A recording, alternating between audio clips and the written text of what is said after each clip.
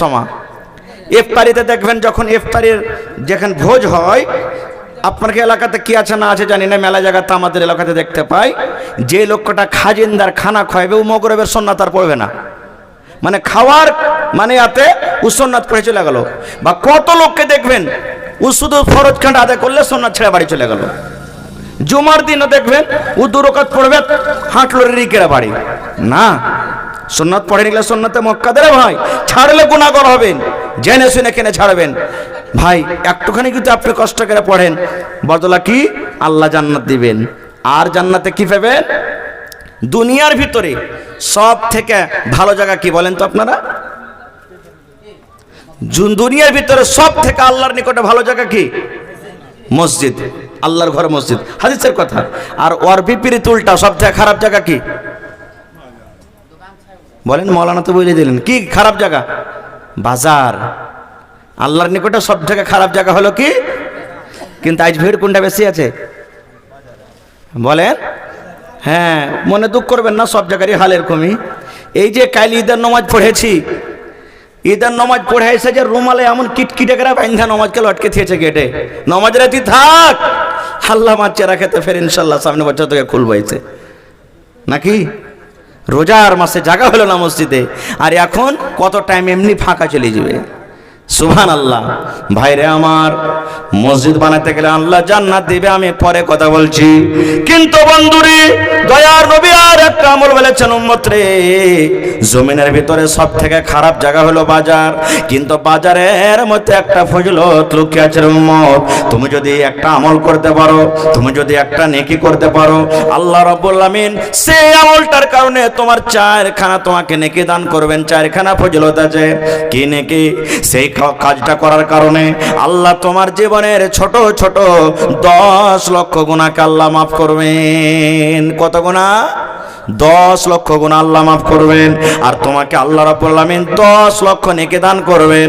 3 নম্বরে আল্লাহ রাসূল বলেছেন, তার জন্য 10 লক্ষ মর্তবা দরজাকে আল্লাহ উঁচা করে দিবেন, এবং জান্নাতের ভিতরে তার জন্য এখন ঘর বানিয়ে দিবেন। 4খান ফজিলত। এ আমার মায়েরা, খালারা, শুনেন ভাইয়েরা, বাজারে 4খানটা ফজিলত লক্ষ্য আছে। একটাই মাত্র দোয়া পড়িতে হবে গো মা, একটাই মাত্র দোয়া। দোয়াটা যদি পড়েন আর পড়ে যদি আপনি বাজারে ঢোকেন, বাজারে আমরা যাই না, আমি বাজার যেতে মানা করি না। আল্লাহ রাসূল বলেছেন, তুমি চা খাইতে বাজার যাও, তুমি পান খাইতে বাজার যাও, তুমি নাস্তা খাইতে বাজার যাও, তোমার বাড়িতে মেহমান এসেছে, কুটুম এসেছে, নাস্তার জন্য মুরগির জন্য তুমি বাজার যাবে, কাপড় নেওয়ার জন্য তুমি চক যাবে, বাজার যাবে। নবী বলেছেন, উম্মত রে, যদি একটা তুমি দোয়া পড়িতে পারো, একমাত্র ছোট্ট সামান্য দোয়া, ওই দোয়াটা পড়িতে পারো রে উম্মত, দোয়াটা পড়ার কারণে আল্লাহ তোমার জীবনের 10 লক্ষ গুনাহকে আল্লাহ মাফ করে দিবেন। তোমার জীবনে, তোমার নেকের খাতাতে 10 লক্ষ গুনাহকে লিখে দেওয়া হবে, এবং 10 লক্ষ দরজাকে আল্লাহ বলান করে দিবেন, এবং তোমার জন্য জান্নাতের ভেতরে এখন ঘর বানিয়ে দিবেন। লেওয়ার মনে হয় না এতখানি ফজিলত? বলবেন মাওলানা দোয়া কি? আমার সাথে সাথে মনে পড়েন, লা ইলাহা ইল্লাল্লাহু ওয়াহদাহু লা শারীকা লা, লাহুল মুলকু ওয়া লাহুল হামদ, ইউহয়ী ওয়া ইউমীত ওয়া হুয়া হাইয়ুন লা ইয়ামুতু বিয়াদিহিল খায়র ওয়া হুয়া আলা কুল্লি শাইইন কাদির। এটা বাজারে যাওয়ার দোয়া, এটা বাজারে ঢোকার দোয়া। আল্লাহ রাসূল বলেছেন, উম্মত রে, তুমি বাজারে ঢোকার টাইমে যদি দোয়াটা পড়ে দাও, তোমার জন্য আল্লাহ জান্নাতে এখন ঘর বানিয়ে দিবেন।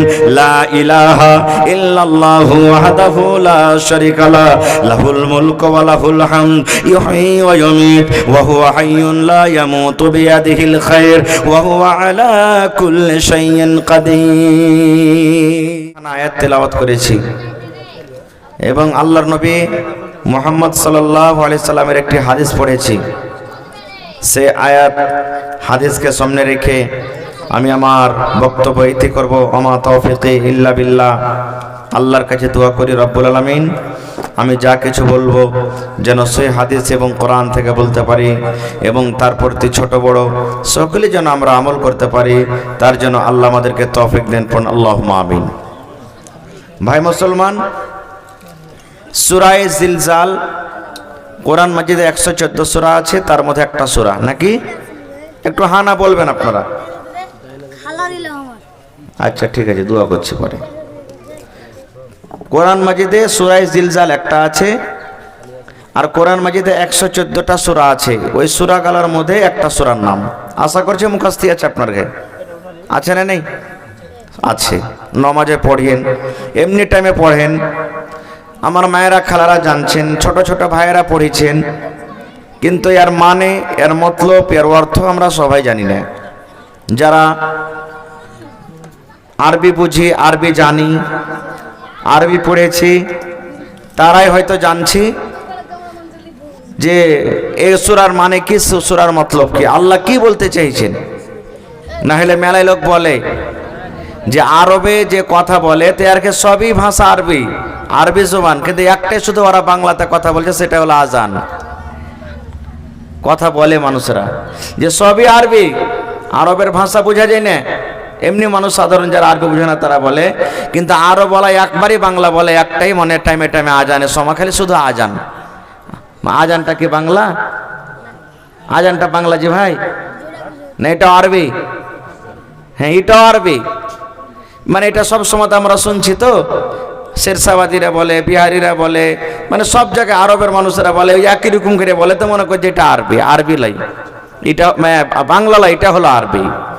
তো ভাইরে, এই যে আমরা বিভিন্ন রকমের মজলিস আমরা শুনি, খুতবাতে শুনি, জালসাতে শুনি, মাওলানারা ওয়াজ করেন, আল্লাহ এবং আল্লাহ রসুলের বিধানকে মেনে চলো, কোরআন মানো, হাদিস মানো। তো ভাই, কোরআন কিভাবে আমরা মানব? কোরআনটা পড়বো, কোরআনের মতলব জানবো, কোরআনের মানে জানবো, আল্লাহ রাব্বুল আলামিন কোরআনে কি বলতে চেয়েছেন, তাহলে তো আমরা তার প্রতি আমল করব। কিন্তু আফসোসের কথা, আস্তে আস্তে আস্তে আস্তে মুসলমান এখন দিন থেকে দূরে সরতে গেছে। দিনের পড়া আর ভালো লাগে না, দিনের পড়াকে ফকিরা পড়া এখন মনে করে নিয়েছে মুসলমান। সুবহানাল্লাহ।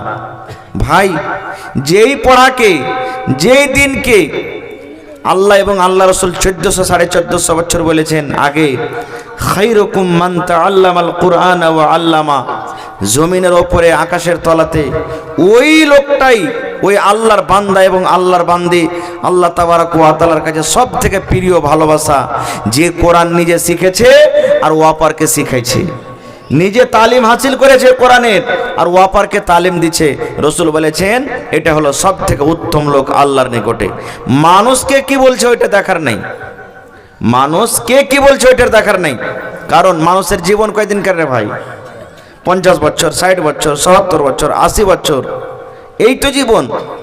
তাছাড়া তো সারা জীবন কবরে, হাসরে, জান্নাতে, জাহান্নামে আমাদেরকে কাটাতে হবে। এই জন্য দিন প্রথমে শিখতে হবে আমাদেরকে, দুনিয়া পরে শিখতে হবে। এটা মনে করতে হবে না, বা আমি এটা বলি না যে ডাক্তার করতে হবে না, মাস্টার করতে হবে না, ইঞ্জিনিয়ার করতে হবে না, প্রফেসর করতে হবে না। সব কিছুরই দরকার আছে মুসলমানের, সব কিছু হইতে হবে, করতে হবে, কিন্তু প্রথমে দিন শিখতে হবে আমাদেরকে, দিন। কারণ দিন যদি আমরা না শিখি তাহলে কিন্তু আমাদের আখিরাতের জীবনটা অন্ধকার হয়ে যাবে। যেমন একটা গল্প বলে আপনাদের সামনে, হাদিস কোরআনের কথা নেই, শুধু বোঝার জন্য। একটা ছেলে গরু চড়াইতে গেছে। দিন যদি আমরা না শিখি তা আমাদের অবস্থা কি হবে? একটা ছেলে গরু চড়াইতে গেছে, তো সাধারণ আমরা জানি, দেখি, গরুতে গরু লড়াই করে, ভুঁইসে ভুঁইস লড়াই করে, বকরিতে বকরি লড়াই করে, মুরগা মুরগিতে লড়াই করে, করে না? করে না? হানা বলেন একটু করে। এখন তো রোজার মাস চলে না, বা রোজার দিন লয় যে মানে কইতে পারবো না, খাওয়া পিন্ধার দিন চলিস আলহামদুলিল্লাহ। তো লড়াই করছে, ছোট ছেলে, 8-10 বছরকার, 12 বছরকার ছেলে, তো হ্যাট হুট করছে, কিন্তু গরু ছোটে না। আবার কি করবে? রাখালের হাতে তো লাঠি থাকে, হাতে এখানটা লাঠি ছিল লম্বা, দুটা গরুকে টাইনে টেনে 2 লাঠি কেড়ে দিয়েছে, বাস ঝগড়া ছুটে গেছে। মানে গরু লড়াই করে না আর, একটা একদিকে চলে গেল, একটা একদিকে চলে গেল। ছেলেটা সন্ধ্যেবেলাতে যদি বাড়ি আসছে, দেখছে ওর মা আর বাপ ঝগড়া করছে বাড়িতে। স্বামী স্ত্রী যেমন সাধারণ হয়, মেলায় জায়গাতে ঝগড়া হয়, কোনো জায়গাতে হয়তো পুরুষটা কড়া থাকে, মেয়ে লোক মুখ দিয়ে কথা বাহির করতে পারে না, এই জানছে যে খান্নেসা রাগ আছে, একে কিছু বলতে গেলে শুরু করে দেবে। আর মেলায় জায়গাতে আছে যে মেয়ে লোকটাই জিতে থাকে, পুরুষটা যদি কিছু কইতে গেলে ওকে ধরে ধরে কিলেবে, এরকম আছে দুনিয়াতে। মানে মেয়ে লোকটা এমন ভাবে থাকবে, যদি কড়া করে কোনো কথা বলে তো হয়তো পরে তার পরের টাইম থেকে আর খানা বন করে দেবে, এরকমও আছে, ও ডরে কইতে পারবে না কিছু, তো লড়াই করছে। এমনভাবে ফাটাফাটি লড়াই চালু করেছে ভাই, সুবহানাল্লাহ। এদিকে ওর বাপ হাল বাহাল আঠেলি আছে, হালের বেটি হালিকা মেরি দেবো বেশি এরকম করবি তো। এদিকে ওর মাও হাইসে লেলেছে, আয়রে আমার বেটা মার তোকে ছেপে দেবো, তোকে বেশি দিন করবি তো। আর ছেলেটা গরু চড়িয়ে বাড়িতে ঢুকছে, দেখছে এরকম ব্যাপার, কি করবে আল্লাহ। হাতে দুজন হারি, একজন হাতে লাঠি, একজন হাতে হাইছে, কোন রকম হলে ঝেড়ে দিলে ব্যাপার গোলমাল হয়ে যাবে, ডাকতে যেতে গেলে কি হয়ে যাবে। তখন বলছে ওর দেমাকে একটা বুদ্ধি এসেছে, ওইখানে গরুকে মেরেছে, ঝগড়া ছুটে গেছে, ইয়ারাও তো লড়াই করছে, দু লাঠি কেরা মাকে দিয়েছে, দু লাঠি বাপকে, ঝগড়া ছোটার জন্য, বাস ঝগড়া ঠান্ডা হয়ে গেছে, মন ঠান্ডা। এবার ওয়ারকে দুজনের ঝগড়া শেষ, বেটার পরে রাগ চালু হয়ে গেল, মোড়লের কাছে হেঁটেছে মা বাপ দুটাই। মাও বলছেন, আপা বলছেন, মন্ডলজি কি হয়েছে দেখেন, আমার বেটা আমাকে কত লাঠির বাড়ি মেরে দগড়া করে ফুলিয়ে দিয়েছে। মাও বলছেন একটা কথা, বলছে কি কারণে মেরেছে, বলছে বলতে পারবো না, বলছে তোমার বেটাকে ডাকো। বেটা হাজির হয়ে গেছে, বলছে হ্যাঁ রে বাবা, মন্ডলজি বলছেন তোমার মা বাপকে এখানে মেরলে, কখন মারনু হয়েছে, আচ্ছা কখন মারনু, তোর মা বাপ যে বলছে। ওর বাপ তখন পিরনটা খুলে দেখে যে মারবো সাল্লা বেটা সাল্লাকে, দেখতো তুই এত জোড়া মেরেছিস যে এখন একবারে চাকলা হয়ে ফুলে আছে, দাগ হয়ে আছে, আর কখন মারনু। তখন ছেলেটা মুচকি মেরে হাসে কইছে, মোড়লজি আমি মারিনি, ওর ঝগড়া ছুটালছি। ওই কেমন কথা, বলছে গরু চড়াইতে গেছিল, দুটা গরুতে লড়াই করছিল, দু লাঠি করে দিয়েছি, ঝগড়া ছুটে গেছে। আইসা বাড়তে দেখছি এরাও ঝগড়া করছে, তো আমি মনে করলো যে গরুকে মেরে ছুটালছি, তো এরাও মনে হয় ছুটবে, দু লাঠি করে দিয়েছি, আর ঝগড়া ছুটে গেছে, তো ওর ঝগড়া ছুটলছে, আমি কি মেরেছি।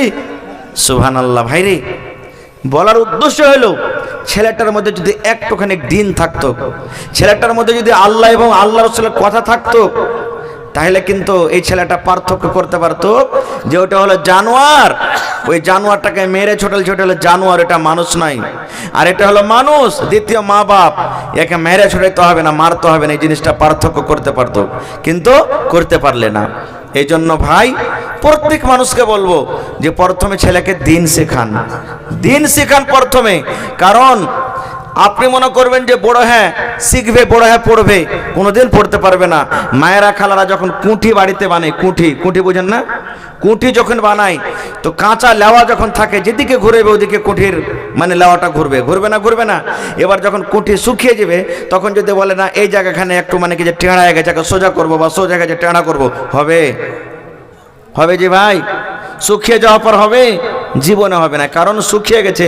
এই মতো ছোট ছেলে আর বড় মানুষের দেমাগ, ছোট ছেলের দেমাগ 10 বছর থেকে নিচেতে কাদার মতন, যেদিকে ঘুরবেন সেদিকে ঘুরবে, আর 10 বছর যখন পার হয়ে গেল তখন ওই যে কুঠির মতন লেওয়ার মতন শুকিয়ে যায়, আপনার কথা তার ভিতরে আর ঢুকবে না, তখন ঢুকবে না। ভাই বাহারে হাল যা হোক, আমি ওদিকে যাব না।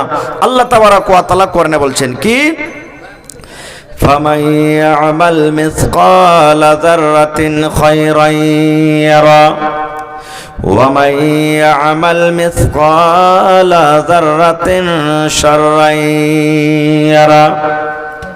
আল্লাহ রাব্বুল আলামিন বলেন, আরে দুনিয়ার বান্দা বান্দি তোমরা শুনে নাও, যেদিন কিয়ামত কায়েম হবে, হাসরের ময়দান হবে, যেই দিন মানুষের মাথার উপরে সূর্য থাকবে, যেই দিন মানুষ আল্লাহ রাব্বুল আলামিনের ওই কিয়ামতের দৃশ্য, কিয়ামতের কঠিন দিনকে দেখে মানুষ সাইনাপস করবে, সেই দিন আল্লাহ বলেন, দুনিয়ার মানুষ রে, তোমরা যদি যারা পরিমাণ নেকির কাম করো রে বান্দা বান্দি, সেটাও কিয়ামতের দিন তোমরা দেখতে পাবে, আর যারা পরিমাণ যদি তোমরা গুনার কাম করো, সেটাও কিয়ামতের দিন তোমরা দেখতে পাবে।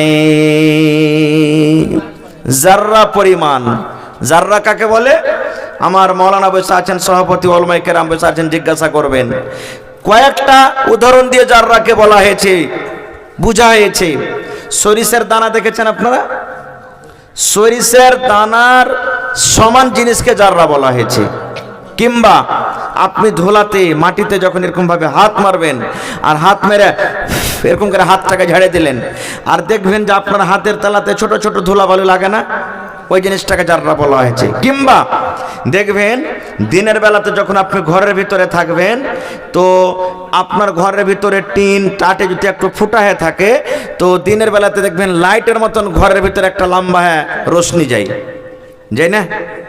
দেখবেন এমনি এখন সাধারণ দেখতে পাবেন না, কিন্তু ওই রোশনিটার ভিতরে দেখবেন ছোট ছোট ছোট ছোট ধুলা বালু এগুলা মানে উড়ছে দেখতে পাবেন। তো ওই জিনিসটাকে জাররা বলা হয়েছে। আল্লাহ বলছেন বান্দারে, ওই ধুলাবালিগুলা যে উড়ে বা সরিষার থেকে ছোট দানা, এত বড় খানা যদি তুমি নেকি কাম করো কিয়ামতের দিন দেখতে পাবে। আর ওর থেকে ছোট কাম যদি করো, গুনার কাম পাপের কাম করো, সেটাও কিয়ামতের দিন দেখতে পাবে।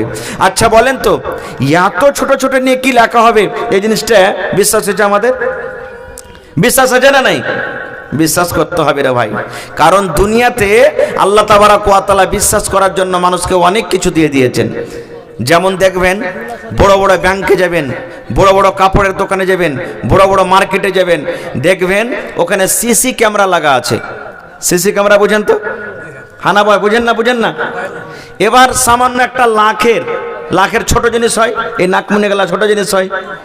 এবার যদি আপনি ওখানে হাত দেন, চুরি করে পকেটে রাখেন, তো ধরা পড়বেন না? পড়বেন না? যেখানে সিসি ক্যামেরা লাগা থাকবে ধরা পড়বেন না? পড়বেন না? দেখতে পাবে ব্যাংক ম্যানেজার, দেখতে পাবে দোকানদার, দেখতে পাবে যে এই নাকের কিংবা কানের দেখো লোকটা নিয়ে নিলে, ধর ওকে। সুবহানাল্লাহ। ভাইরি, যদি একটা মানুষ দুনিয়াতে এত কিছু তৈরি করার পর সামান্য একটা ছোট জিনিস যদি আপনি চুরি করেন, ধরা পড়েন, তো যেই আল্লাহ মানুষকে জ্ঞান বুদ্ধি দিয়েছে, সে আল্লাহ ছোট জিনিস দেখতে পারবেন না? পারবেন না? পারবেন না? সুবহানাল্লাহ। একদিন দয়ার নবী মানুষকে উদাহরণ দিয়ে বোঝাচ্ছেন, দুনিয়ার মানুষরা শুনে নাও। আল্লাহর নবী সমুদ্রের ভিতরে, নদীর ভিতরে একটা সুইকে নবী ডুবিয়ে দিলেন।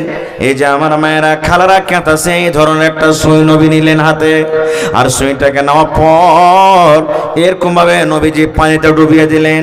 পানিতে ডোবার পর এবার সুইটাকে যেমনই ওঠা হলো, নদীর সমুদ্রের হিসাবে অল্প পানি উঠবে না? উঠবে না বলেন?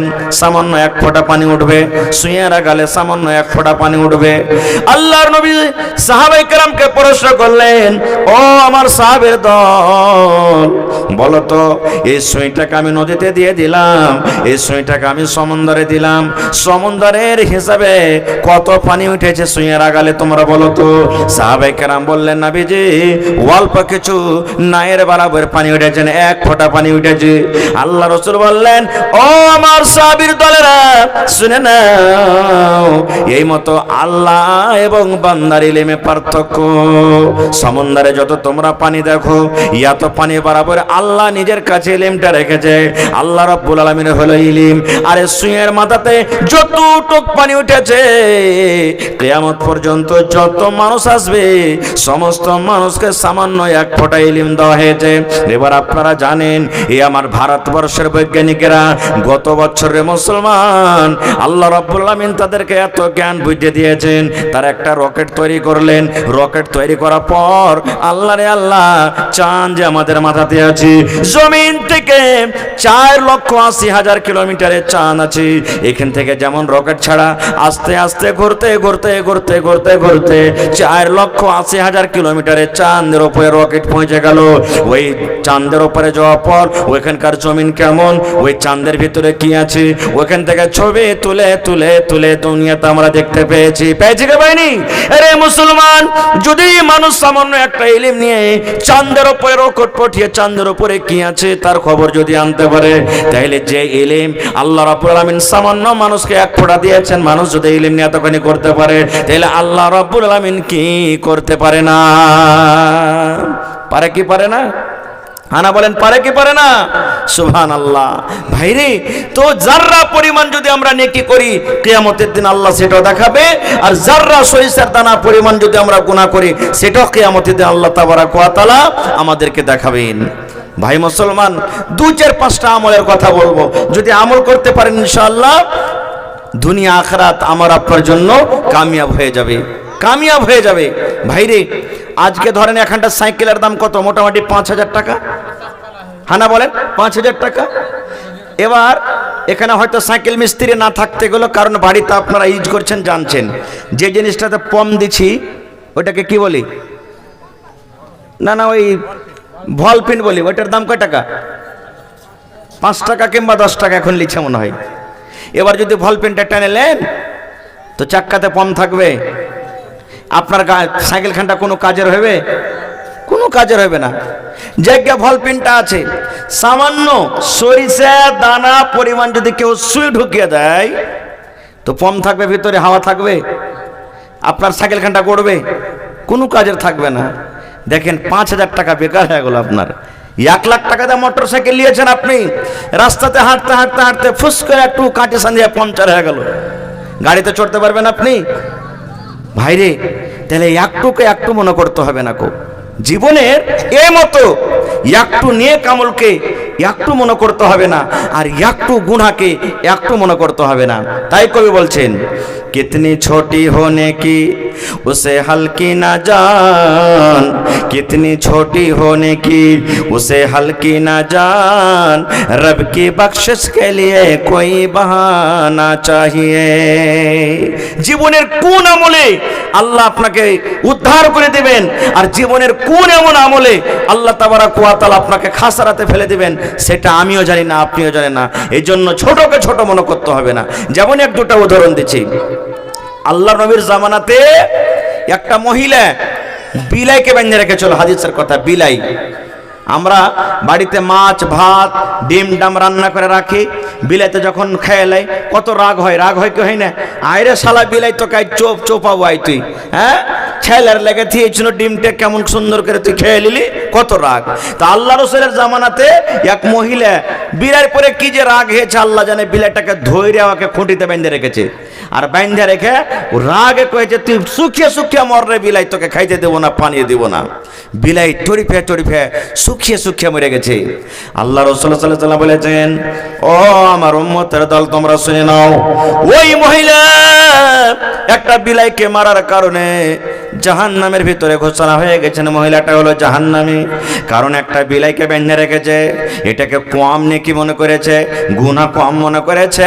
একটা বিলাইকে মারতে গেলে কি হবে, এ অল্প কিছু মনে করে একটা বিলাইকে রেখেছে। এই জন্য বিলাইটাকে মেরে মেরে দুনিয়া থেকে শেষ করে দিয়েছে। তুই যদি খাইতে না দিতে পারলি, বিলাইটাকে খুলে রাখতে ছেড়ে রাখতে, আল্লাহর দুনিয়াতে যেখানে ইচ্ছা সেখানে খাইত, সেখানে চলত, সেখানে যেত, কিন্তু একটা বিলাইকে বেঁধে রেখে রেখে রেখে তাকে মেরে দিলি। আল্লাহ রাসূল বলেছেন, ওই লোকটা, ওই মহিলা একটা বিলাইকে মারার কারণে আল্লাহর জাহান্নামী ঘোষণা হয়ে গেলেন। শুধু তা নয় রে ভাই, আল্লাহর নবী বলেছেন, ইমরাতুন ফাহিশা, একটা রান্ডি মেয়ে ছেলে, একটা জানিয়া মেয়ে ছেলে সামান্য একটা কুকুরকে পানি পান করায় আল্লাহর জান্নাতে ঘোষণা হয়ে গেছে। রাসূল বলেছেন, ইমরাতুন ফাহিশা, একটা নারী ছিল, মহিলা, জেনা ব্যভিচার করত, রান্ডিগিরি করত, রাস্তাতে হেঁটে চলে আসছে। আস্তে আস্তে গরমের টাইম, পিপাসা লেগেছে, দেখছে রাস্তাতে একটা কুকুর ইন্দারার পাঞ্জরে পাঞ্জরে। এখন ইন্দারা নাই, কিন্তু আগেকার আমার নানারা যারা বয়স্ক মানুষ আছেন, ইন্দারাতে তুলে পানি খেয়েছে। ইন্দারার পাঞ্জরে পাঞ্জরে ঘুরছে, পানি এত পিপাসা লেগেছে কুকুরকে জিভে বের করে দিয়েছে, গলা শুকিয়ে গেছে, কাদা চাটছে, মাটি চাটছে পিপাসার কারণে কুকুরটা। এবার সেই জানিয়া মেয়ে ছেলে, রান্ডি মেয়ে ছেলেটার দয়া হয়ে গেল দিলে, আরে আমাদেরকে যখন পিপাসা লাগে কত কলজা শুকিয়ে যায়, আর একটা আবলা জানোয়ার কুকুর এই পানি পান করার জন্য এত পিপাসা লেগেছে, মাটি চাটছে, কাদা চাটছে, জিভে বের করে দিয়েছে, না আমি একে পানি পান করাবো। আর সামান্য একটু দিলে নিয়াত করছে কি জানেন, আল্লাহ জি জীবনে কত জেনা করেছে, জীবনে আমার দ্বারাতে কত ভুল হয়েছে, আল্লাহ দুনিয়ার কোন লোক জানতে না গেল, আল্লাহ তুমি জানো। মাবুদ রে, আমি এই কুকুরকে পানি পান করাচ্ছি, আল্লাহ এই আমলটার কারণে, নেকিটার কারণে আল্লাহ আমার জীবনের জেনার গুনাহকে তুমি মাফ করে দাও। এটাই উদ্দেশ্য। এবার সুবহানাল্লাহ, দেখছে তো ডোলও নাই, রশ্মিও নাই, পানি কি দিয়ে টলবে? ইন্দারা থেকে বিনা ডোল বিনা রশ্মিতে পানি তোলা হবে ভাই? হবে না। এবার মুহাদ্দিসিনে কেরাম বলছেন যে ও টোনা বানাইলো, ওর কাছে একটা ওড়নি ছিল, ওড়নির টোনা বানাইলো। আমরা টোনা থেকে ভুজা যে খেয়েছি, আগে খুব ভুজা খেয়েছি, ওরকম টোনা বানালছে। আর কোন রকম এইরকমভাবে ডুবিয়ে ডুবিয়ে ডুবিয়ে টোনাতে একটুখানি অল্প পানি উঠেছে। পানি ওঠার পর পা দিয়ে একটা গর্ত করলেন, গর্ত করার পর ওই গর্তখানে ঢেলে দিলে পানি। দেখবেন কুকুর জিভ বেঁধে ছেটে ছেটে খাইবে, মার দেন পানি দেন যাই দিবেন। আর এমনি জানোয়ার মানে গরু হলো, ভুঁস হলো, ছাগল বকরি হলো, ই চুম করে খাইবে, তো জিভ বেঁধে ছেটে ছেটে ছেটে ছেটে পানি পান করতে লেগেছে।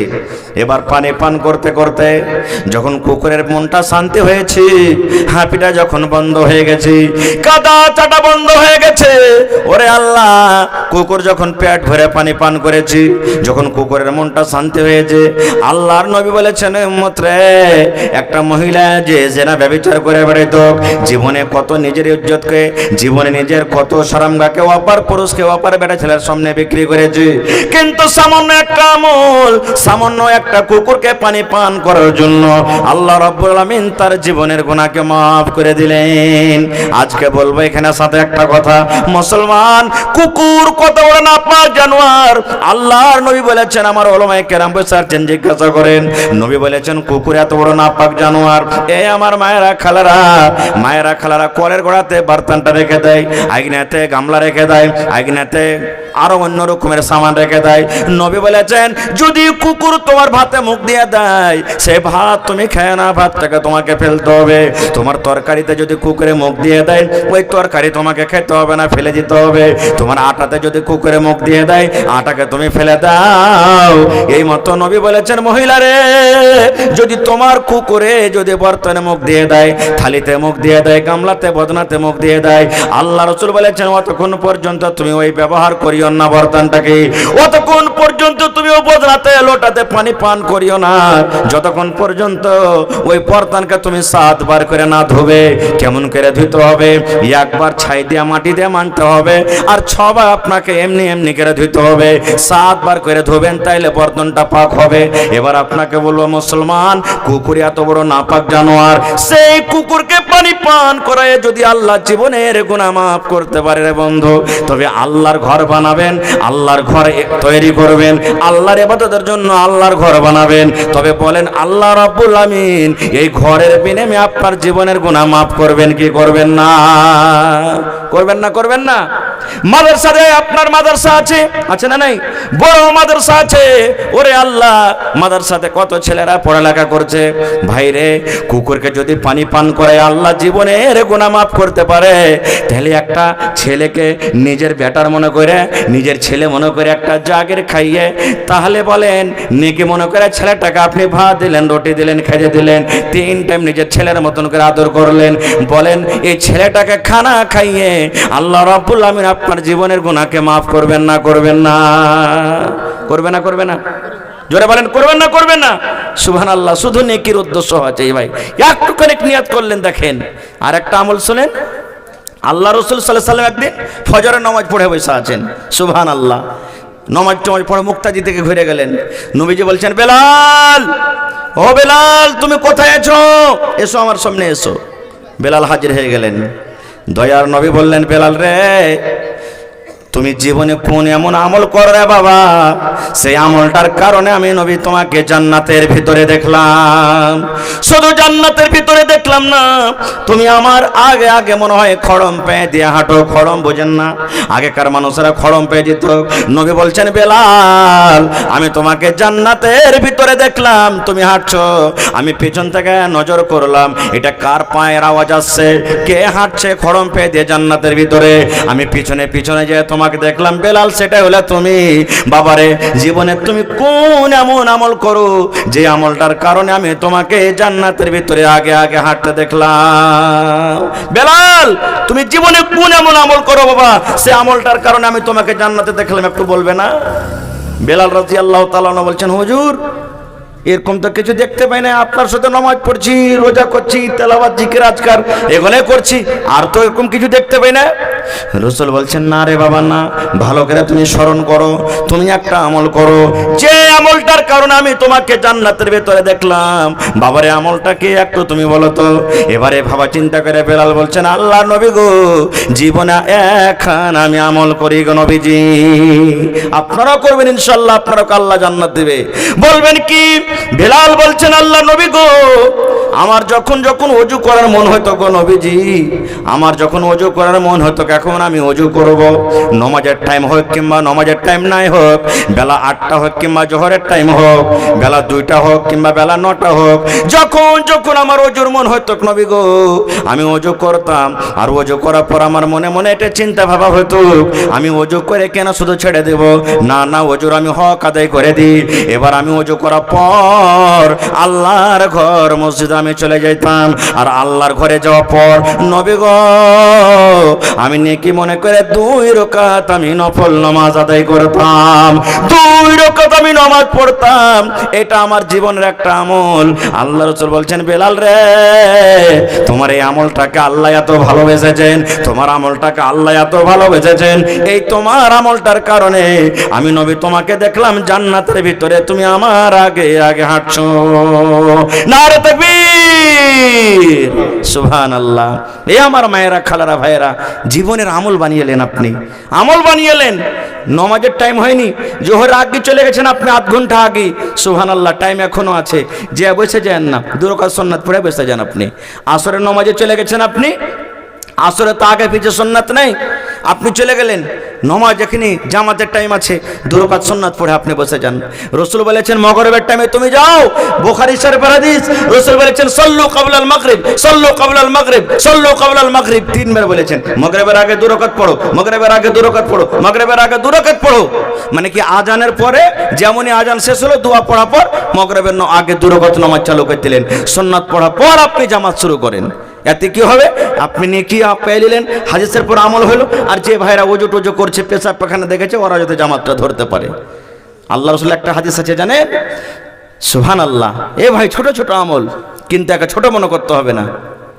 আল্লাহ রাসূল বলেছেন 24 ঘন্টার মধ্যে যারা 12 রাকাত নামাজ পড়বে, কয় রাকাত?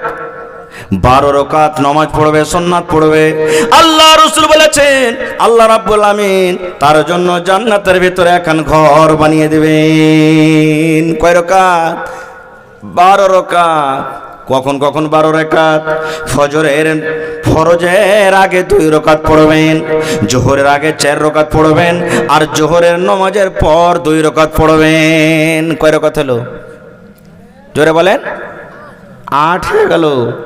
ফজরের আগে 2 রাকাত, আর জোহরের আগে 4 রাকাত, আর জোহরের পর 2 রাকাত। কয় রাকাত হলো? 8। মাগরিবের পরে 2 রাকাত, কয় হলো? আর এশারের পরে 2 রাকাত, কয় রাকাত হলো? সুবহানাল্লাহ। রাসূল বলেছেন যারা 12 রাকাত নামাজ পড়বেন, আল্লাহ রাব্বুল আমিন তার জন্য জান্নাতের ভিতরে ঘর বানিয়ে দেবেন। কিন্তু আর একটা কথা বলে দিই, 4 রাকাত যে পড়বেন আপনি জোহরের আগে, তো 2 রাকাত করে পড়ে সালাম ফিরবেন। 2 রাকাত করে সালাম ফেলে দিলে আবার 2 রাকাত পড়বেন, 2 রাকাত করে পড়বেন, এক সালামে 4 রাকাত পড়বেন না। এটা হলো উত্তম আফজাল তারিকা। ভাইরে, আজকে দেখেন আপনাদেরকে ইফতারির টাইম চলছে না, চলে না? এই যে এখন গেল রমজান মাস, ইফতারির সময়, ইফতারিতে দেখবেন যখন ইফতারির যেখানে ভোজ হয়, আপনার এলাকাতে কি আছে না আছে জানি না, মেলা জায়গাতে আমাদের এলাকাতে দেখতে পাই, যে লোকটা খাজিনদার খানা খাওয়াবে ও মাগরিবের সুন্নাত আর পড়বে না। মানে খাওয়ার মানে এতে ও সুন্নাত পড়ে চলে গেল। বা কত লোককে দেখবেন ও শুধু ফরজ খান্ড আদায় করলে সুন্নাত ছেড়ে বাড়ি চলে গেল। জুমার দিনও দেখবেন ও 2 রাকাত পড়বে, হাঁটলো রিকেরা বাড়ি। না, সুন্নাত পড়ে নিলে সুন্নাতে মক্কাদের ভাই, ছাড়লে গুনাহগার হবেন, জেনে শুনে কেনে ছাড়বেন। ভাই একটুখানি কিন্তু আপনি কষ্ট করে পড়েন, বদলা কি? আল্লাহ জান্নাত দিবেন। আর জান্নাতে কি পাবেন? দুনিয়ার ভিতরে সব থেকে ভালো জায়গা কি বলেন তো আপনারা? দুনিয়ার ভিতরে সব থেকে আল্লাহর নিকটে ভালো জায়গা কি? মসজিদ, আল্লাহর ঘর মসজিদ, হাদিসের কথা। আর ওর বিপরীত উল্টা, সব থেকে খারাপ জায়গা কি বলেন? মৌলানা তো বলে দিলেন, কি খারাপ জায়গা? বাজার। আল্লাহর নিকটে সব থেকে খারাপ জায়গা হলো কি? কিন্তু আজ ভিড় কোনটা বেশি আছে বলেন? হ্যাঁ, মনে দুঃখ করবেন না, সব জায়গারই হাল এরকমই। এই যে কাল ঈদের নামাজ পড়েছি, ঈদের নামাজ পড়ে এসে যে রুমালে এমন কিটকিটে করে বান্ধা নামাজকে লটকে থিয়েছে গেটে, নামাজ রাতি থাক, আল্লাহ মাচ্চে রাখে তো ফের ইনশাল্লাহ সামনে বছর থেকে খুলবো এসে নাকি। রোজার মাসে জাগা হলো না মসজিদে, আর এখন কত টাইম এমনি ফাঁকা চলে যাবে। সুবহানাল্লাহ। ভাইরে আমার, মসজিদ বানাতে গেলে আল্লাহ জান্নাত দিবে, আমি পরে কথা বলছি। কিন্তু বন্ধুরে, দয়ার নবী আর একটা আমল বলেছেন, উম্মত রে, জমিনের ভিতরে সব থেকে খারাপ জায়গা হলো বাজার, কিন্তু বাজারের মধ্যে একটা ফজিলত লুকিয়ে আছে উম্মত। তুমি যদি একটা আমল করতে পারো, তুমি যদি একটা নেকি করতে পারো, আল্লাহ রাব্বুল আমিন সেই আমলটার কারণে তোমার চারখানা তোমাকে নেকি দান করবেন, চারখানা ফজিলত আছে। কি নেকি? সেই কাজটা করার কারণে আল্লাহ তোমার জীবনের ছোট ছোট 10 লক্ষ গুনাহকে আল্লাহ মাফ করবেন। কত গুনাহ? 10 লক্ষ গুনাহ আল্লাহ মাফ করবেন। আর তোমাকে আল্লাহ রাব্বুল আমিন 10 লক্ষ নেকি দান করবেন। 3 নম্বরে আল্লাহ রাসূল বলেছেন, তার জন্য 10 লক্ষ মর্তবা দরজাকে আল্লাহ উঁচা করে দিবেন, এবং জান্নাতের ভিতরে তার জন্য এখন ঘর বানিয়ে দিবেন। 4খান ফজিলত। এ আমার মায়েরা, খালারা, শুনেন ভাইয়েরা, বাজারে 4খানটা ফজিলত লক্ষ্য আছে। একটাই মাত্র দোয়া পড়িতে হবে গো মা, একটাই মাত্র দোয়া। দোয়াটা যদি পড়েন আর পড়ে যদি আপনি বাজারে ঢোকেন, বাজারে আমরা যাই না, আমি বাজার যেতে মানা করি না। আল্লাহ রাসূল বলেছেন, তুমি চা খাইতে বাজার যাও, তুমি পান খাইতে বাজার যাও, তুমি নাস্তা খাইতে বাজার যাও, তোমার বাড়িতে মেহমান এসেছে, কুটুম এসেছে, নাস্তার জন্য মুরগা মুরগির জন্য তুমি বাজার যাবে, কাপড় নেওয়ার জন্য তুমি চক যাবে, বাজার যাবে। নবী বলেছেন, উম্মত রে, যদি একটা তুমি দোয়া পড়িতে পারো, একমাত্র ছোট্ট সামান্য দোয়া, ওই দোয়াটা পড়িতে পারো রে উম্মত, দোয়াটা পড়ার কারণে আল্লাহ তোমার জীবনের 10 লক্ষ গুনাহকে আল্লাহ মাফ করে দিবেন। তোমার জীবনে তোমার নেকের খাতাতে 10 লক্ষ গুনাহকে লিখে দেওয়া হবে, এবং 10 লক্ষ দরজাকে আল্লাহ বলান করে দিবেন, এবং তোমার জন্য জান্নাতের ভেতরে এখন ঘর বানিয়ে দিবেন। লেওয়ার মনে হয় না এতখানি ফজিলত? বলবেন মাওলানা দোয়া কি? আমার সাথে সাথে মনে পড়েন, লা ইলাহা ইল্লাল্লাহু ওয়াহদাহু লা শারীকা লা, লাহুল মুলকু ওয়া লাহুল হামদ, ইহয়ী ওয়া ইউমীত ওয়া হুয়া হাইয়ুন লা ইয়ামুতু বিয়াদিহিল খায়র ওয়া হুয়া আলা কুল্লি শাইইন কাদির। এটা বাজারে যাওয়ার দোয়া, এটা বাজারে ঢোকার দোয়া। আল্লাহ রাসূল বলেছেন, উম্মত রে, তুমি বাজারে ঢোকার টাইমে যদি দোয়াটা পড়ে দাও, তোমার জন্য আল্লাহ জান্নাত এখন ঘর বানিয়ে দিবেন। লা ইলাহা ইল্লাল্লাহু ওয়াহদাহু লা শারীকা লা, লাহুল মুলকু ওয়া লাহুল হামদ, ইহয়ী ওয়া ইউমীত ওয়া হুয়া হাইয়ুন লা ইয়ামুতু বিয়াদিহিল খায়র ওয়া হুয়া আলা কুল্লি শাইইন কাদির। সুবহানাল্লাহ, কত ছোট দোয়া। আল্লাহ, আর দিনে তো 3 বার, 1 বার, 4 বার, 5 বার যাচ্ছি বাজার, যাই না? আমরা যাচ্ছি, কতক্ষণই নেকের কাম ভাই। আর একটু আগে চলেন, আর একটা ছোট্ট দোয়া দিই, জীবনে কাম দিবে ভাই। আল্লাহ রাসূল বলেছেন, আয়াতুল কুরসি জানছেন না? জানেন না আপনারা? জানেন না? কিন্তু জানছি, কিন্তু এই দোয়াটার ফজিলত কি আমরা সবাই জানি না। সুবহানাল্লাহ। তাহলে বুখারী শরীফের আপনাদের সামনে একটা হাদিস পড়েছি। বাইতুল মাল এক জায়গাতে জড়ো করা হয়েছে। বাইতুল মাল বুঝেন? বাইতুল মাল বুঝেন না? বুঝেন না? সরকারি মাল, যেমন এই যে ফেতরা আমরা আদায় করলাম না, চাল গম যা আমরা আদায় করি, বাইতুল মাল, জাকাতের মাল এক জায়গাতে আল্লাহ রাসূলের সামনে জড়ো করা হয়েছে।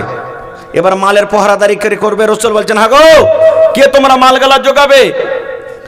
তো আবু হুরায়রা রাদিয়াল্লাহু তাআলা একজন সাহাবী বলছেন, হুজুর, আমি মাল জোগাবো। বলছে, ঠিক আছে, জোগাও, যোগানদারি করো মালের। সব শুতে আছেন, আবু হুরায়রা মালের কাছে আছেন, মালের পহরাদারি করছেন। আর একটা চোর ভাই রাইতে এসে মাল চুরি করতে লেগে গাপা একবারে বোরাতে ভরতে শুরু করেছে। আবু হুরায়রা রাদিয়াল্লাহু তাআলা আনহু সাহাবী যে মালের পহরাদারি করছেন, জোর হাত খানাকে চলে, এই তোমাকে ডর লাগে না? আরে মালের পহরাদারি আমি করছি, আর তুমি মাল চুরি করছো মানে? বলছে, ভাই রে, ছেড়ে দে রে ভাই, ছোট ছোট ছেলে পেলে বাড়িতে, তারা না খেয়ে আছে, ক্ষুধার কারণে কাঁদছে ভাই, তাদের কান্না সহ্য না করতে পেরেছে যে চুরি করতে, ভাই আর আসবো না, খো আমার আপনার মতন তো নয়। ছেড়ে দিলেন, দয়া হয়ে গেল ভিতর, আসবে না তো? না তো, না আসবো না। বলছে, ঠিক আছে, যাও। চলে গেলেন। ভোর হলো, আল্লাহ রাসূল সাল্লাল্লাহু আলাইহি ওয়াসাল্লাম কাছে চলে গেলেন আবু হুরায়রা। আল্লাহ জানিয়ে দিয়েছেন নবীকে। নবী যে বলছেন, আবু হুরায়রা, রাইতে কি হয়েছে তোমার সাথে? বলছে, হুজুর আপনি জানেন? বলছে, জানবো না, আল্লাহ যে আমাকে বলেছেন। বলছে, হুজুর, চোর এসেছিল একটা মাল চুরি করতে। বলছে, কি বলেছে? বলছে, আর আসবো না। দয়ার নবী বললেন, সাহাবীরে, এ আমার আবু হুরায়রা, তুমি শুনে নাও, চোর তোমার সাথে ওয়াদা করেছে আসবো না। আমি নবী বলছি, আজ রাতে সেই চোর কিন্তু আবার মাল চুরি করতে আসবে। বলছে, হুজুর যে ওয়াদা করেছে আসবো না, বলছে করেছে না, আমি বলছি আসবে। সাহাবে কেরাম তো নবীর কথা সুবহানাল্লাহ মানতেন কেমন ভাবে আপনারা জানছেন, কোনোদিন নবীর কথা ইনকার করেননি। পরে পাইতো ইনশাল্লাহ এক দুটো উদাহরণ দেব যে কেমন করে নবীর কথা মানতেন তারা। তো বলছেন যে আসবে না, তো হ্যাঁ আসবে, তো আসবে, রাসূল বলে দিলেন আসবে তো আসবে। সেদিন ও আর ঘুমাই না, ঠিক কিছু রাত হয়েছে, চোর চলে এসছে চুরি করতে, আবার মাল চুরি করতে শুরু করেছে। হাত কান ধরে বলছে, হাজি তুমি যে কাল বললে যারা আসবো না, ফেরাই চলে এসছো মানে? বলছে, ভাই রে ছেড়ে দে রে ভাই, ছোট ছোট বাড়িতে ছেলে মেয়ে আছে, না খেয়ে মরছে, তাদের ক্ষুধা সহ্য করতে পারিনি রে ভাই, মাল চুরি করতে এসেছি। বলছে আসবে না তো, না তো না। সেদিনও ছেড়ে দিলেন। ভোর হলো, নবীজি বলছেন, আবু হুরায়রা চোর আসেনি? বলছে, হুজুর চোর এসেছিল, কিন্তু আজকে আমাকে বললেন যে আর আসবো না, ওয়াদা করেছে, তখন আমি ছেড়ে দিলাম। আল্লাহ রাসূল সাল্লাল্লাহু আলাইহি ওয়াসাল্লাম বললেন, আবু হুরায়রা, চোর তোমার সাথে ওয়াদা করেছে আর আসবো না, কিন্তু বাবারে শোনো, আল্লাহর কসম করে আমি নবী বলি, ওই চোর আজ রাত্র মাল চুরি করতে আসবে। কিন্তু হ্যাঁ শুনে নাও, আজকে 3 রাত হয়ে যাবে, ওই চোরটাকে আমার দরবারে কিন্তু আজকে তুমি ধরে নিয়ে আসবে, তাকে ছাড়িও না। চোর চুরি করতে আসবে, ওকে ধরার পর আমার দরবারে নিয়ে আসবে, ওকে ছাড়িও না কিন্তু আজকে। বলছে ঠিক আছে। ঠিক তৃতীয় রাতে আবার চোর এসে হাজির, মাল চুরি করতে শুরু করেছে। এবার ধরে নিয়েছেন, লিয়া বলছে, তুমি খুব শয়তান লোক আছে জি, তোমার কথায় ছাড়বো না, নবীর দরবারে তোমাকে নিয়ে যাব ধরে। তখন চোর বলছে, ওরে আল্লাহ, নবীর দরবারে নিয়ে যাওয়া মানে যে চোরের শাস্তি হলো হাত কেটে নেওয়া। নবী তো আমার হাত কাটবে, ছাড়বে না। বুখারী শরীফের হাদিস রে ভাই, কোনো গল্পের কেসা নয়। বলছেন আমার হাত কাটবে, আল্লাহ কি করব? তখন চোরটা বলছেন, ভাই তোমাকে একটা দোয়া শিখিয়ে দেবো, আমাকে ছেড়েবে? দোয়া শেখাবো তোমাকে, একটা মন্ত্র শেখাবো, তুমি ছেড়েবে আমাকে? আমাদের মতন তো নয়, শাল আর বেটা শালা চুরি করতে করতে তুই ফের কখন পড়ে মুলবি হলি, এরকমই আমরা একবার আছি লেকেরা বলতাম। কিন্তু সেটা আল্লাহ নবীর সাহাবী। বলছে, হ্যাঁ ভাই তোমার দোয়া ভালো হয়তো ছেড়ে দেবো তোমাকে। বলছে, হ্যাঁ ঠিক আছে, তাহলে বলো কি দোয়াটা? আউযু বিল্লাহি মিনাশ শাইতানির রাজিম, বিসমিল্লাহির রহমানির রহিম, আল্লাহু লা ইলাহা ইল্লাহু আল হাইয়ুল কাইয়্যুম লা তাখুযুহু সিনাতুন ওয়ালা নাওম। এই করে করে গোটে পড়িয়ে দিলেন। এর নাম কি? জোরে বলেন। আয়াতুল কুরসি এর নাম। গোটা আয়াতুল কুরসি শেখায়া গেল। এবার চোর বলছেন, আবু হুরায়রা তুমি কি আমাকে জিজ্ঞাসা করবে না এই দোয়াটা শিখে কি লাভ আছে, দোয়াটা শিখে কি পাওয়া যাবে, এই দোয়াটার ফজিলত কি, তুমি কি আমাকে জিজ্ঞাসা করবে না? এবার আবু হুরায়রা রাদিয়াল্লাহু তাআলা আনহু বলছেন, হ্যাঁ ভাই বলো তো এই দোয়াটা শিখে আমার কি লাভ আছে। এবার চোর তখন শিখাচ্ছেন, দেখেন এরে আল্লাহর বান্দা, নবী ওই সেই চোর শুধু তাকে বলেছে কিন্তু না, কিয়ামত পর্যন্ত সকলের জন্য। এবার চোর বলছেন, আল্লাহর বান্দা আবু হুরায়রা, তুমি যখন রাতের বেলাতে ইশারের নামাজের পর বিছানায় যখন তুমি ঘুমাতে যাবে, বালিশে মাথা রাখার আগে আগে, বালিশে মাথা রাখার আগে আগে, তোমার চোখ দুটো বন্ধ হওয়ার আগে আগে তুমি যদি একবার আউযু বিল্লাহ বিসমিল্লাহ বলে আয়াতুল কুরসি তুমি পড়ে নাও, যেমনই তোমার পড়া হবে আল্লাহ রাব্বুল আমিনের পক্ষ থেকে তোমার বাড়িতে একটা আল্লাহ পাহারাদার ফেরেশতা পাঠিয়ে দিবেন। ওই ফেরেশতা তোমার বাড়িতে আসবে, তোমার মোটরসাইকেল জোগাবে, তোমার লাড়া জোগাবে, তোমার গরু জোগাবে, তোমার ধান জোগাবে, তোমার মাকই জোগাবে, গোটা রাত তোমার বাড়িতে পাহারাদারি করবে, কোন চোর তোমার বাড়িতে চুরি করতে পারবে না। এতখানি এটা ফজিলত। বলছি এত বড় ফজিলত? হ্যাঁ, যা রে ভাই যা যা যা যা, তোকে ছেড়ে দিল, যা। চোরকে কিন্তু ছেড়ে দিলেন। ভোর হইল, নবীর দরবারে হাজির। নবী যে বলছেন, আবু হুরায়রা চোর আসেনি? হুজুর এসেছিল, আমি যে তোমাকে বলেছিলাম ধরে নিয়ে আসবে। বলছে, নবী গো একটা দোয়া শিখে দিয়েছেন কে নবীজি, এই জন্য আমি ছেড়ে দিয়েছি তাকে। আল্লাহ রাসূল বলছেন, আবু হুরায়রা কি দোয়া বলো তো? বলছে, নবী গো আমাকে আয়াতুল কুরসি শিখে দিয়েছেন গো নবীজি। আর এই কথাটা বলেছেন, আবু হুরায়রা রে, যখন তুমি বিছানায় যাইবা এশারের নামাজের পর যখন তুমি ঘুমাতে যাবে, ঘুমার আগে আগে যদি তুমি একবার আয়াতুল কুরসি পড়ে নাও, আল্লাহ রাব্বুল আমিনের পক্ষ থেকে তোমার বাড়িতে আল্লাহ একটা ফেরেশতা দিয়ে দিবেন। ওই ফেরেশতা এসে গোটা রাত তোমার বাড়িতে পাহারাদারি করবে, কোন চোর তোমার বাড়িতে চুরি করতে পারবে না। এই দোয়াটা আমাকে শিখালছেন নবীজি, তখন আমি ছেড়ে দিয়েছি। আল্লাহ রাসূল তখন বলছেন, যে ঠিকই বলেছে চোর। রসুল কি বলছেন? চোর ঠিকই বলেছেন। নবীজি মেনে নিলেন, নবীজি কথাটাকে মেনে নিলেন, চোর ঠিকই বলেছে। এবারে নবী বলছেন, তুমি জানো 3 রাত থেকে যে তোমার কাছে চুরি করতে আসে ওটা কে? বলছেন হুজুর এটা ফের কে? ওটা হলো চোর, মাল চুরি করতে আসছে। রসুল বলছেন, না রে খেপা, না, ওটা চোর নয় রে, চোর নয়। 3 রাত থেকে তোমার কাছে যে মাল চুরি করতে আসে, জাকা শয়তান, ওটা হলো শয়তান রে, ওটা শয়তান মানুষের রূপে তোর মাল চুরি করতে আসে রে। ওরে খেপা, ওটা হলো শয়তান। বলছে হুজুর শয়তান ফের এত বড় দোয়া জানে? বলছে হ্যাঁ, শয়তান খুব বড় আলিম ছিল, কিন্তু আল্লাহর সামান্য মাত্র 1 ফোঁটা। এই যে দেখেন, এই কথাটা আমি আপনাকে বোঝাতে চাচ্ছি। সামান্য একটা আল্লাহর কথার নাফরমানি করেছেন। আল্লাহ বলেছিলেন আদমকে সাজদা করো, আর ও বলেছে যে আমি আদম থেকে উত্তম আছি, আমি আগুন থেকে তৈরি হয়েছি, আর ও মাটিকে যত উঁচাতে করা হোক নামতে পড়বে, আমি ওকে সাজদা করবো না, যে অহংকারী করেছে, যার কারণে আল্লাহকে শয়তান বানিয়ে দিয়েছে।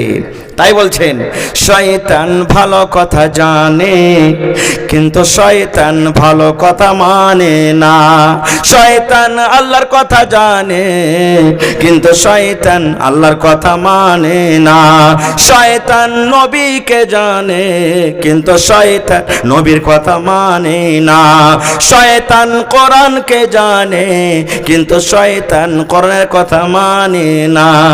আপনি ভালো কথা জানেন, আপনি ভালো কথা মানেন, আপনি আল্লাহকে জানেন, আপনি আল্লাহর কথা মানেন, আপনি কোরআনকে জানেন, আপনি কোরআনের কথা মানেন। আপনি জানেন এবং মানেন বলে ঈমানদার। আর শয়তান ভালো কথা জানে কিন্তু মানে না, এই জন্য শয়তানের নাম হলো শয়তান। নারে তাকবীর।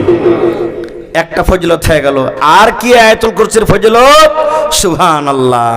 আল্লাহ রাসূল বলেছেন, যদি কোনো আমার উম্মত নর হোক বা নারী হোক, বেটা ছেলে হোক কিংবা বেটি ছেলে হোক, 5 ওয়াক্তের ফরজের নামাজের পর, ফরজের যেমন ফজরের সালাম ফেরা হয়ে গেল, তারপরে জোহরের পরে, আসরের পরে, মাগরিবের পরে, ইশারের পরে, 5 ওয়াক্তের ফরজ নামাজের পর আপনি যদি আয়াতুল কুরসি পড়িতে পারেন, আয়াতুল কুরসি যদি আপনি পড়লেন, আল্লাহ রাসূল বলেছেন উম্মত জান্নাত যেতে শুধু মত আটকে রেখেছে, এই লোকটা যেদিন মরে যাবে আল্লাহর জান্নাতের ভিতরে চলে যাবে।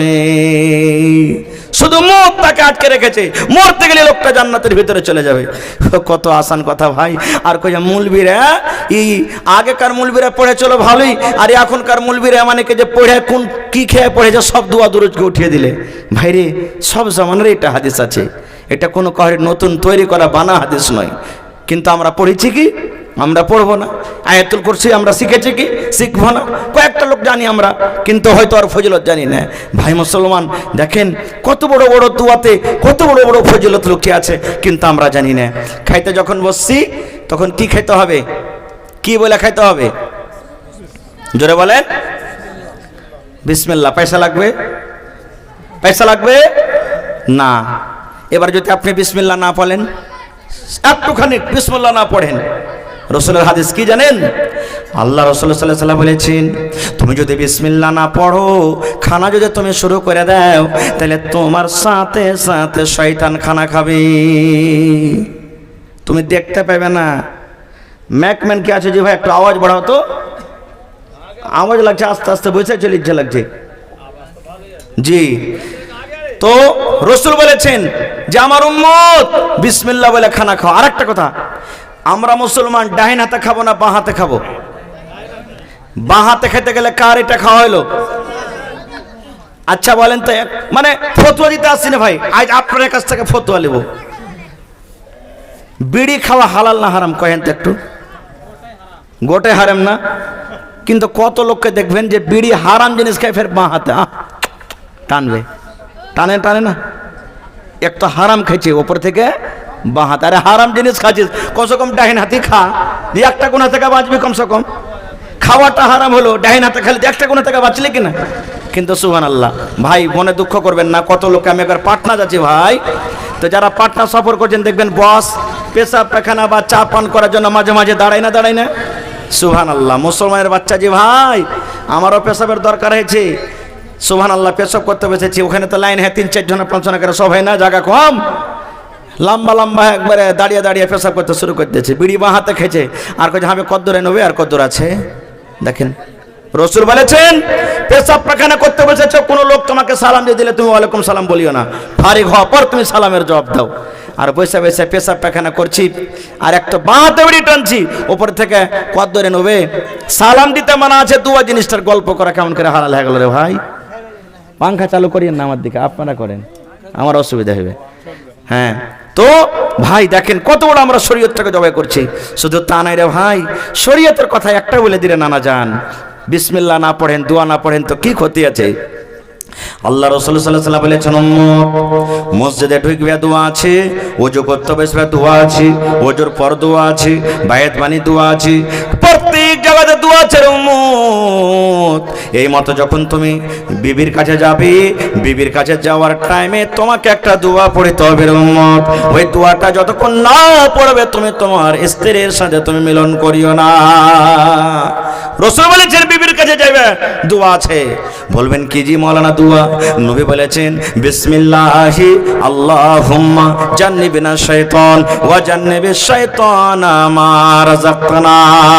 আল্লাহ রাসূল বলেছেন পুরুষ যখন তুমি তোমার স্ত্রীর সাথে তোমার ইচ্ছা হবে এখন মিলামিশা করব, মিলামিশা করার আগে তোমাকে দোয়াটা পড়তে হবে বিসমিল্লাহি আল্লাহুম্মা জান্নিবনা শাইতান ওয়া জান্নিবিশ শাইতানা মা রাযাকতানা। এই দোয়াটা পড়ার পর তোমার স্ত্রীর সাথে তুমি মিলন করবে। এবার বলবেন মাওলানা জি এই দোয়াটা যদি না পড়ি তো কি হবে? জি মাওলানা সামান্য একটা ছোট্ট দোয়া না পড়লে কি ক্ষতি হবে? কত বড় ক্ষতি হবে জানেন? আমার কথা নয়, নবী 1400 বছর আগে এলান করেছেন। আল্লাহর রাসূল বলেছেন উম্মত রে যদি তুমি এই দোয়াটা না পড়ো, বিনা দোয়াতে যদি তুমি বিবির কাছে চলে যাও, বিবির সাথে তুমি যদি মিলন করো, তাহলে যতবার তুমি বিনা দোয়াতে জীবনে বিবির সাথে মিলন করেছো অতবার তোমার সাথে সাথে শয়তান তোমার বিবির কাছে গিয়েছে। এবার বলেন আমাদের সমাজের মধ্যে কোনো মানুষ 10টা ছেলের বাপ, কেউ 8টা ছেলের বাপ, কেউ 5টা ছেলের বাপ, কেউ 3টে ছেলের বাপ, কেউ 1টা ছেলের বাপ। কত ভাই এমন আছে জীবনে দোয়া জানে না, একদিনও পড়েনি। মুসলমান রে আপনার 10টা যে ছেলে হয়েছে আপনি বিবির কাছে কতবার গিয়েছেন বিনা দোয়াতে? একদিনও দোয়া পড়েননি। বলেন আপনি যতবার গেছেন অতবার আপনার সাথে সাথে শয়তান গিয়েছে। কোনো কি ছোট মোটো গুনাহ রে ভাই? দেখেন কত বড় পাপ করছি আমরা, কিন্তু সুবহানাল্লাহ আমরা এই সমস্ত জিনিসগুলোকে ছোট ছোট মনে করছি। আর একটা এলিয়েন এখনটা আমার কাছে গেল ভাই, আর একটা হাদিসের কথা শুনেন। আল্লাহর নবী একদিন বসে আছেন, নবীর পাঞ্জরে মা আয়েশা রাদিয়াল্লাহু তাআলা আনহা আল্লাহ নবীর স্ত্রী বসে আছেন। আমরা যেমন স্বামী স্ত্রী গল্প করি, নবী আর ওর স্ত্রী গল্প করছেন। নবীজির আর একটা স্ত্রী সাফিয়া রাদিয়াল্লাহু তাআলা আনহা নবীর কাছে কিন্তু চলে আসছেন, কোনো দরকারে কোনো কাজে নবীর পাঞ্জরে কিন্তু আসছেন। আর আগে থেকে মা আয়েশা রাদিয়াল্লাহু তাআলা আনহা আল্লাহ নবীর স্ত্রী একটা, আর আল্লাহ রাসূল গল্প করছেন। এবার সাফিয়া কিন্তু নবীজির একটা স্ত্রী, সাইজে একটু ছোট, নাটি। দুনিয়াতে মেলা এরকম মানুষ আছে, এক একটা মানুষ দেখবেন যে বয়স 40-50 বছরকার কিন্তু ও একবারে খুবই ছোট, এরকমও দুনিয়াতে মানুষ আছে। তো মা আয়েশা রাদিয়াল্লাহু তাআলা আনহা আল্লাহ রাসূলকে ইশারা করছেন, হুজুর হুজুর, মানে ওই সাফিয়া যা আসছে নবীর স্ত্রী, ওকে দেখেছেন, দেখেন নাটি চলে আসছে আপনার কাছে। কি আসছে? নাটি। দেখেন বাঁটি আপনার কাছে চলে আসছে, এ দেখেন নাটি, হুজুর নাটি আসছে আপনার কাছে। মা খালারা এগুলা বেশি করে ঝগড়াতে ঝগড়া যেতে হয়ে গেল সুবহানাল্লাহ, কালনি কালঠি ঝেটনি মুনি খসানি যত পারবে কহিবে সুবহানাল্লাহ। মোটা যদি হয়ে থাকে মোটকি হোদমি ধুবনি যা পারবে কহিবে। হ্যাঁ পাতলা যদি হয়, আরে মাগি তোর নিজের শরীরখানটা দেখে দেখ, তোকে পিঁপড়াতে ভাগ করে খাবে আমাকে। দেখেন এরকম ভাবে মায়েরা খালারাও বলে। তো মা আয়েশা রাদিয়াল্লাহু তাআলা আল্লাহ রাসূলকে ইশারা করছেন, হুজুর দেখেন মানে নাটি সাফিয়া আপনার কাছে আসছে। ওরে সুবহানাল্লাহ, এ আমার মায়েরা খালারা ভাইয়েরা, যেমনই নবী কথাটা শুনলেন কত রাগলেন নবী জানেন? এই নাটা এবং পাটা কথাটা শুই না নবীর চোখ দুখান লাল হয়ে গেল রে বন্ধু। যেমন আনারের দানা বেদনার দানা লাল হয়, নবীর চোখ দুটা লাল হয়ে গেল। এবার নবীজি আয়েশাকে বলছেন, আয়েশা রে, তুমি একটা লোককে নাটি এবং বাটি বলেছো, এই কথাটা এমন খারাপ রে আয়েশা, এই কথাটা এমন খারাপ। এ আমার বেবি আয়েশা শুনে নাও, যারা নাটি ওরাও আল্লাহর তৈরি, যারা লম্বা ওরাও আল্লাহর তৈরি, যারা সাদা ওরাও আল্লাহর তৈরি, যারা কারো আল্লাহর তৈরি। আয়েশারে তুমি শুনে নাও, নাটা এবং বাটা কথাটা এত খারাপ, এই কথাটাকে ধরে যদি একটা সমুদ্রে ছেড়ে দেওয়া হয়, এই কথাটাকে ধরে যদি একটা নদীতে ছেড়ে দেওয়া হয়, আয়েশারে এই নাটা কথাটা আল্লাহর নিকটে এত খারাপ, এই কথাটাকে ধরে একটা নদীতে সমুদ্রে ছেড়ে দেওয়া হয়, কথাটা এত খারাপ, এই কথাটার কারণে গোটা সমুদ্রের পানি দুর্গন্ধ হয়ে যাবে, বদবু চলে আসবে পানিতে, পানি পান করা যাবে না। এত খারাপ কথাটাকে যদি সমুদ্রে ছাড়া হয়, সমুদ্রের পানি নোংরা হয়ে যাবে, পানি পান করা যাবে না।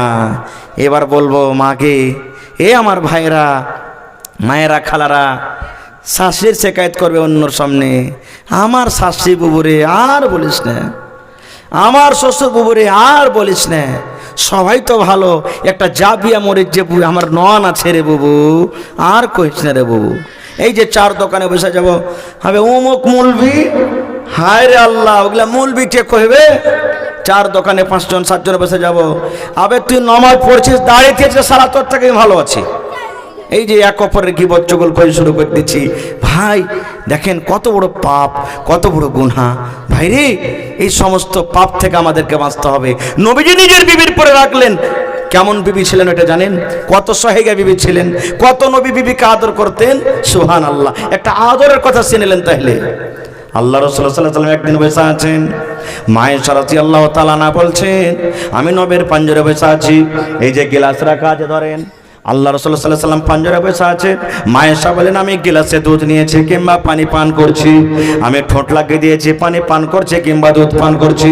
আমার নবী আমার গিলাসের দিকে দেখে, মুখের দিকে দেখে, আমার বিবি আয়েশা গিলাসের কোন জায়গাতে মুখ লাগায়, ঠোঁট লাগায় পানি পান করেন।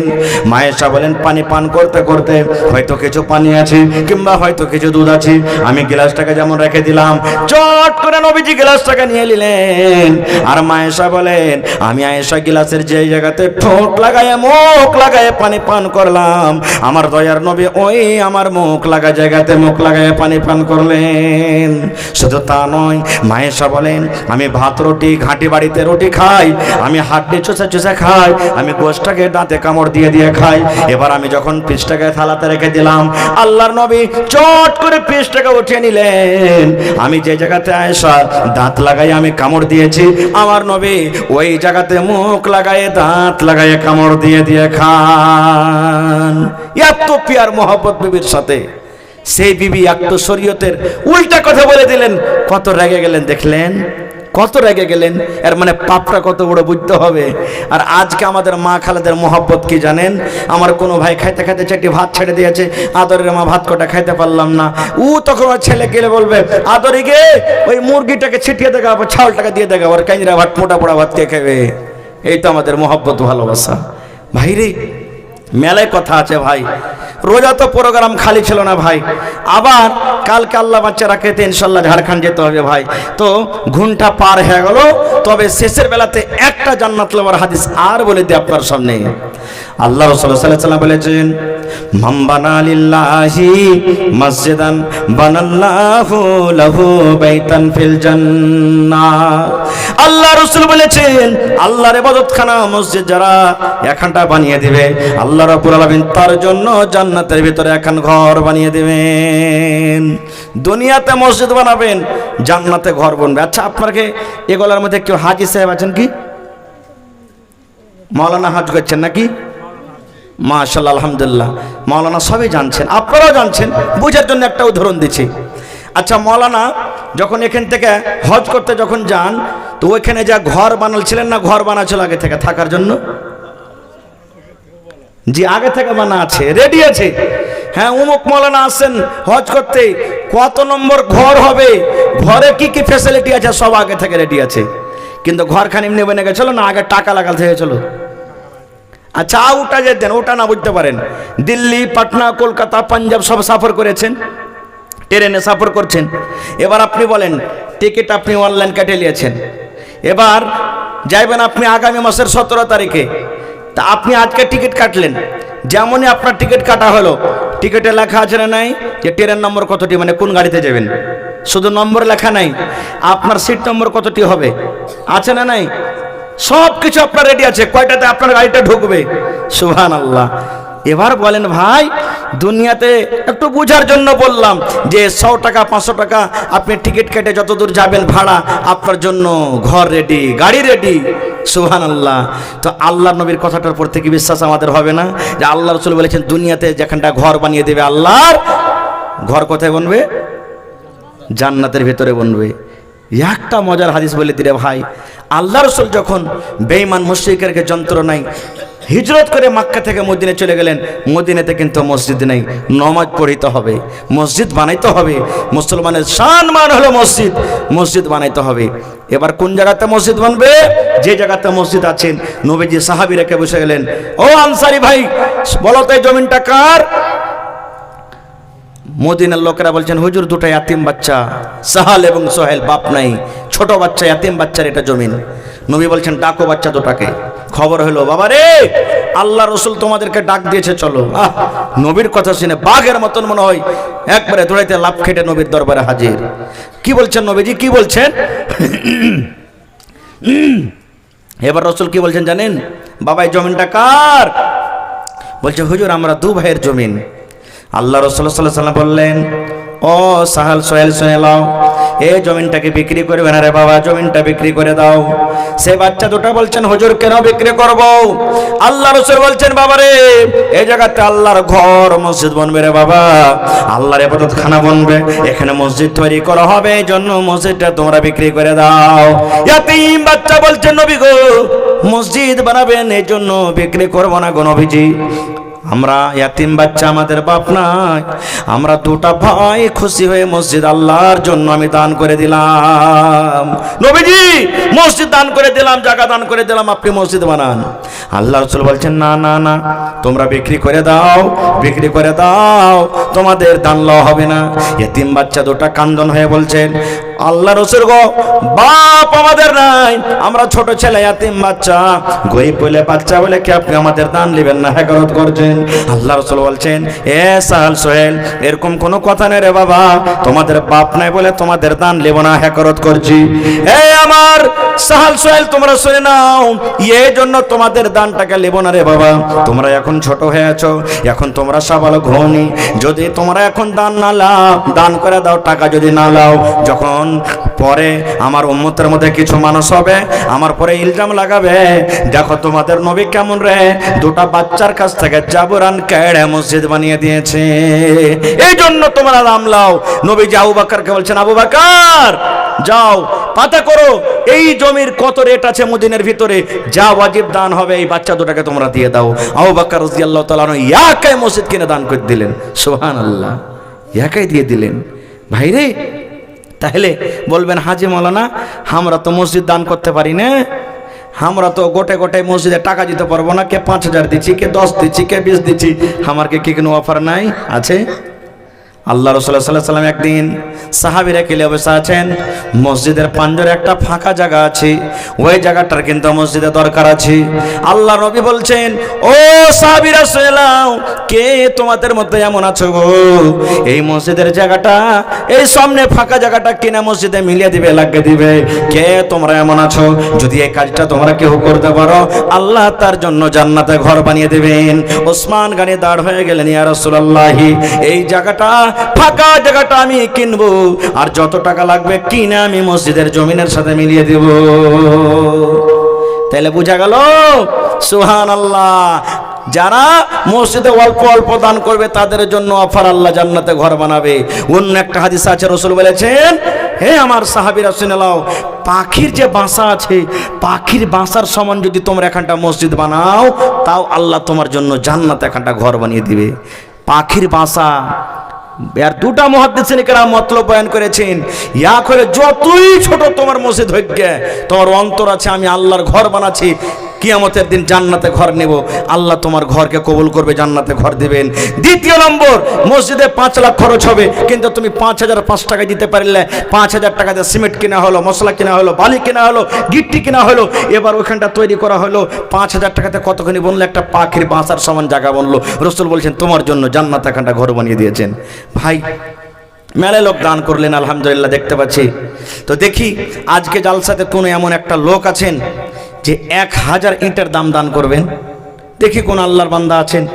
আজকে এখানে মসজিদ আছে আলহামদুলিল্লাহ, এখানে যদি থাকে তো এখানে দিবেন, আর এখানে যদি না থাকে কোনো মাঠে ময়দানে কোনো জায়গাতে কোনো আল্লাহর বান্দা দেখি এমন আছেন 1 ডিসমিল 1 কাঠা জমিন বিক্রি করে যা টাকা হবে মসজিদে লাগিয়ে দিবেন?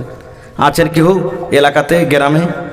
এই যে রোজার ভিতরে কয় রোজা ছিল বলছি, 21 রোজা মনে হয় কি 20 রোজাতে এই মুনসাহি দিকে আছে না মহল্লা? হ্যাঁ, এদিকে মিরকাহা বলে একটা গ্রাম আছে, শুনেছেন? জালসা করতে গেছিলাম, জি আবদার জানালাম, দেখে কোন আল্লাহর বান্দা এমন আছেন 1 কাঠা জমিন দান করবেন। একটা আল্লাহর যুবক নওজওয়ান চোখ দিয়ে পানি ঝরছে, সরবর করতে করতে এসে বলছেন, মৌলানা আমি 1 কাঠা জমিন দান করে দিলাম, আমার যে বাড়ি আছে বাড়ির পিছন থেকে যা হবে আমি দিয়ে দিলাম। মোটামুটি জিজ্ঞাসা করলাম, বলছে মোল্লা 2-2.5 লাখ টাকার কম হবে না জমিনখানটা, তা আপনি 1 ডিসমিলি দেন, 8 ডিসমিলি দেন, যেখানে আপনার সুবিধা হবে, মাঠে ময়দানে দোয়াকাতে যে কোনো জায়গাতে যা টাকা হবে বিক্রি করে আপনি দিয়ে দিবেন। দেখি কোনো আল্লাহর বান্দা আছেন আজকে মজলিসে 1000 ইটের দান করবেন? দেখি কোন আল্লাহর বান্দা আছেন 1 গাড়ি বালু দান করতে পারবেন মসজিদে, কিংবা 1 কুইন্টাল রড, কিংবা গিট্টি 100 সেফটি? দেখি কোন আল্লাহর বান্দা আছেন। এবং বেশি চাহাবো না রে ভাই, সুবহানাল্লাহ। এই যে 30টা রোজা গেল, 30টা রোজাকে স্মরণ করে 1 বড়া 2 বড়া 3 বড়া 5 বড়া করে 30টা পকেট সিমেন্ট কেউ দান করবেন। পারলে একটা লোকে দিয়ে দিবেন, না পারলে দুজনে দেন, না পারলে মায়েরা খেলাকে বলবো 1 টাকার বড়া 30টা মা খালা কেমন আছেন 30 বড়া সিমেন্ট, আর না তো 500 টাকার টাকা। দেখি কোন আল্লাহর বান্দি আছেন। দেখি আজকে এই রত্নী গ্রামে কোন আমার মা খালা দাদি নানি আছেন, গলার এখানটা হার গালা দান করতে পারবেন, নাকের নাকমণি দিতে পারবেন। এই কাঁসার বদনা, কাঁসার থালি, কাঁসার গিলাস মা বাপ দিয়ে চারমানকে একদিনও ব্যবহার করে না, ফুইটা জং লেগে গেল, ওই কাঁসার বর্তনগুলা লেসে লেসে দান করবেন আজকে স্টেজে। বাস আমি বেশি থাকবো না, মাত্র 10 থেকে 15 মিনিট আপনাদের সামনে আছি। এই 10-15 মিনিটের মধ্যে 1টা বাজতে 15 মিনিট কম আছে, 15 মিনিটের মধ্যে দেখি কোনো মা দাদি নানি আছেন, গলার হার, নাকের নাকমণি, আংটি, পায়াল দেখি, কিংবা ছাগল একটা দান করতে পারবেন কেউ?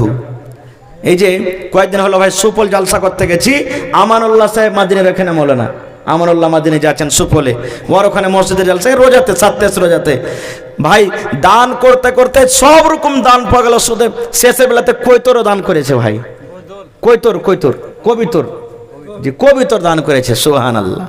কোনো এমন জিনিস নাই যে ওরা দান করেনি। তো দেখি আজকে মা খালা দাদি নানি কেমন আছেন, দেখি আল্লাহর হস্তে। দেখি আজকে ভাইদের মধ্যে 1টা কলম কমসে কম বিসমিল্লাহ করেন।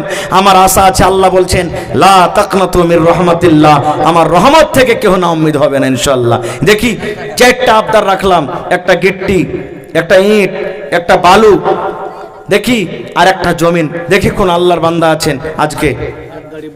মাশাআল্লাহ, কি নাম? মোহাম্মদ সাদিক। মাশাআল্লাহ, সাদিক মানে সচ্চা। একবার জোরে বলেন নারে তাকবীর। মাশাআল্লাহ, দেখেন আল্লাহ মনের আশাকে পুরা করে দিয়েছেন, ইনশাআল্লাহ আল্লাহ তার মনের আশাকে পুরা করবেন। আমার সাদিক ভাই 1 গাড়ি বালু দান করে দিলেন, মাশাআল্লাহ।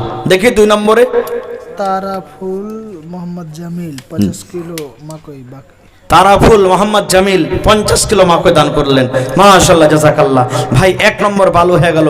2 নম্বরে দেখি কোন আল্লাহর বান্দা বান্দি আছেন, হয় বালু কিংবা ইট কিংবা গিট্টি কিংবা সিমেন্ট দান করবেন। দেখি কেমন আছেন, যারা দিয়েছেন তাও না দিয়েছেন তাও। ভাইরে এটা আল্লাহর ঘর, আল্লাহ যে কত খুশি হবে আজকে আপনাদের প্রতি সেটা আল্লাহ জানছেন।